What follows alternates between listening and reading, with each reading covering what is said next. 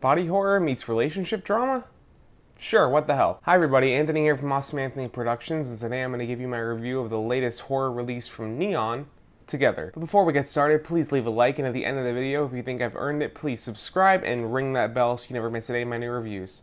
Now let's get into it. Written and directed by Michael Shanks, Together stars real-life married couple Dave Franco and Alison Brie as Tim, a stalled-out musician, and Millie, an elementary school teacher. They've been together for about a decade, living in the city, until Millie takes a job teaching out in the country, moving them out of the city and away from their friends. But after hiking in the woods outside their home and finding a cave and making some really dumb horror movie decisions, they find themselves drawn to each other.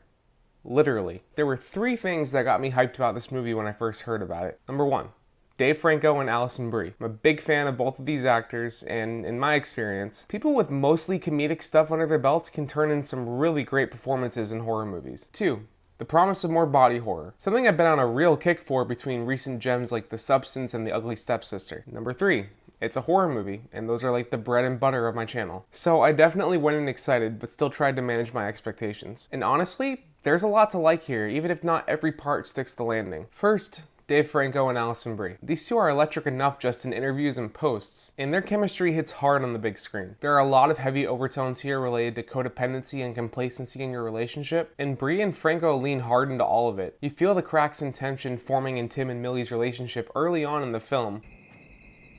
I love you.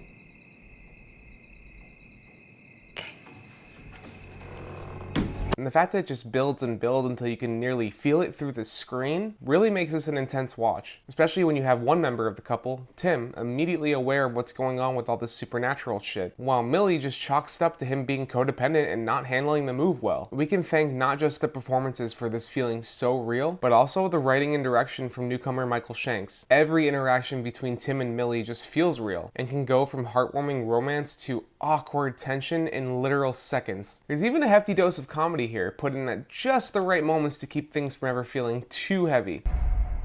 Whiskey for the pain.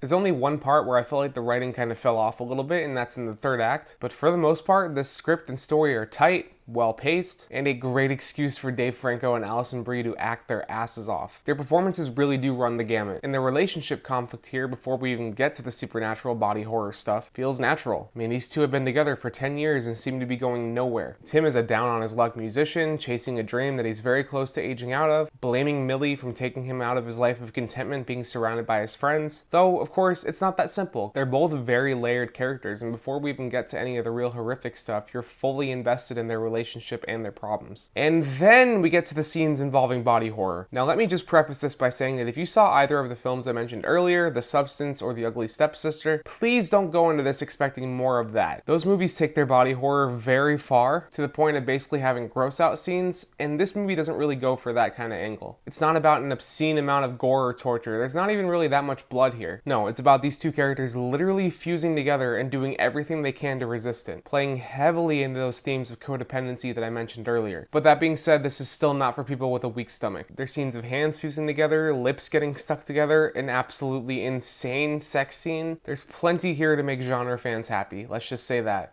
And I did even wince once or twice. And even outside of the body horror, there's a few supernatural moments here that actually border on like possession scenes, and that worked too, even if it's a bit cliche and reminiscent of haunted house movies. But it's not all horrifying darkness in these parts. Yes, it's there, but there's also a lot of really funny humor woven in at the right moments, and Brie and Franco nail every part of it, from the pain reactions to what's happening to the comedic timing. And if I remember this movie for anything, it'll be for the amazing performances these two turn in, along with the production values here. The set design is great, especially in the cave that kicks everything off. The mixture of CGI and prosthetics for scenes involving the leads fusing together is very solid, and the cinematography is very clean and beautiful, even in the nastiest scenes. So I will definitely be remembering this for all of those factors, and not the problems that I have with this movie, which, although there's not many, were kind of enough to bother me a bit. I mentioned earlier how the more supernatural scenes felt kind of cliche, which was very true, unfortunately. I've been very over the trend of showing that someone's going through something very supernatural or wild by having them contort wildly while you hear their bones and stuff cracking. It's been done to death at this point. But my biggest problem with this movie, the reveal behind why the body fusing stuff is happening. Obviously, I'm not going to spoil it here,